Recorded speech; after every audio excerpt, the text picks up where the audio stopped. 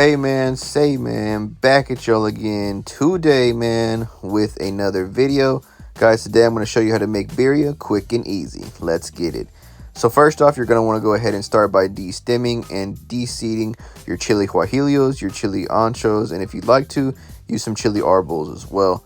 Like I said, get those seeds out, get those stems out, and then you'll go ahead and begin to prepare your meat after that. Today, I decided to use beef, so I got 2 beef roasts, and I'm going to hit them with some vegetable oil in the skillet, get them a nice sear going on. Before that, you're going to want to hit them with some seasoning. I got garlic powder, salt, and black pepper. Get those things nice and seasoned up, and then you're going to want to go ahead and put them straight into the skillet. Get that sear going.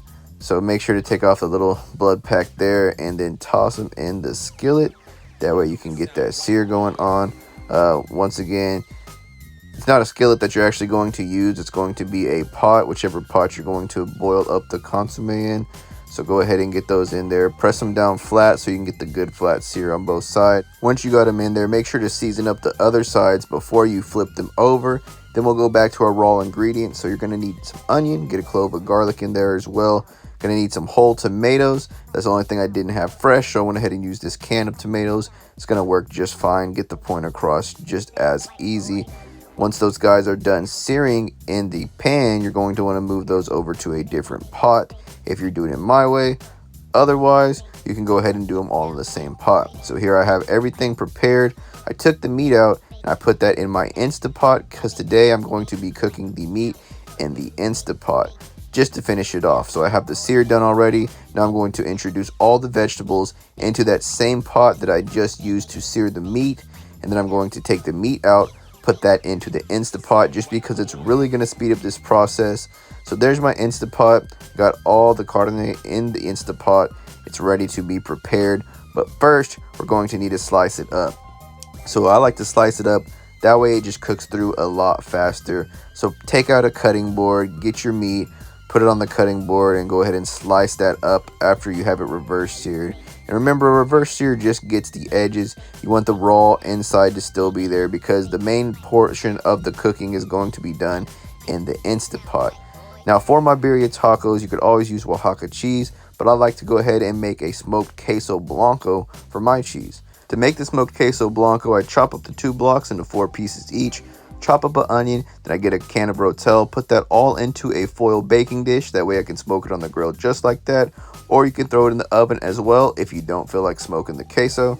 Looking back at the consomme, it looks nice and ready to go. So once you've boiled it for at least 30 minutes, you can go longer if you'd like. You're going to want to take the ingredients, all the raw ingredients, the tomato, the guajillo, the ancho, the garlic, onion, everything you use, and put that into your blender.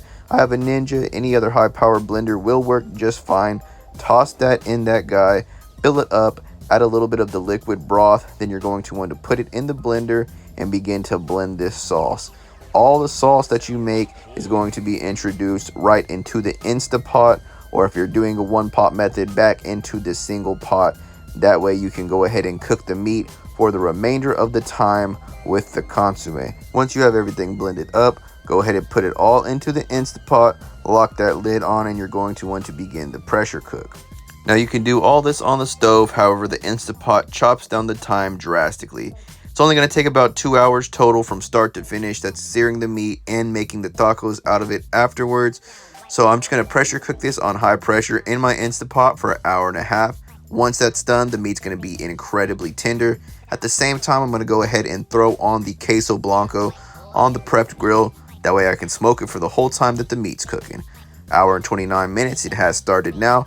Queso blanco's on the grill. Let's go take a peek at the blanco. So remember, when you're cooking something in the Instant Pot, of course, you cannot open that thing to check it out unless you release all the pressure. 1.5 hours is gone now. That's how you know it's ready to go.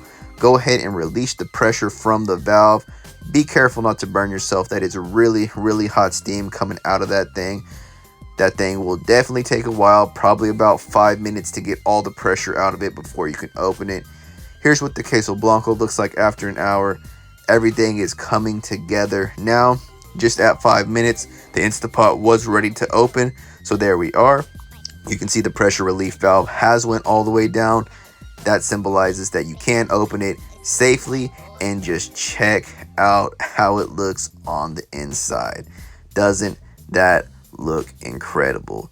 Now guys, that meat is falling apart. You might have to scoop it out if you can't get it out with the tongs, but that stuff shreds so easy. You can literally just pick it apart. So I just use the tongs, pretty much twist it, or you can get a fork if you have some meat claws to rip it apart. That works too. But at this point, I remove all the meat, I shred up all the meat. It's nice and easy. And then that point, you'll go ahead and either make your tacos, your nachos, your ramen, your birria mac, however you want to do it. You have so many options. So at first, I just went ahead and made some nachos because this birria was for the next day. But now we're looking at the next day and it's time to make some queso tacos. So one way you can do it is by dipping the tortilla into the consomme, but man, that makes so much of a mess, and I am at the house. It didn't feel like cleaning as much, so I just went ahead and put vegetable oil into the skillet, got my tortilla, put the queso inside, birria on top, and then I folded it over. I did not dip it in the consomme, but I will be once the tacos are finished. You best believe that. Really easy, just about a minute on both sides, and you have a nice, crisp tortilla, perfectly melted cheese on the inside, and just look at that dip. Guys, that is about all I have for this video. Thank you so much for watching. It has been a quick tutorial on how to make birria tacos at home in under 2 hours. Until next time, guys, happy holidays to you. Merry Christmas if you celebrate, and I'll see you in the next one. Peace.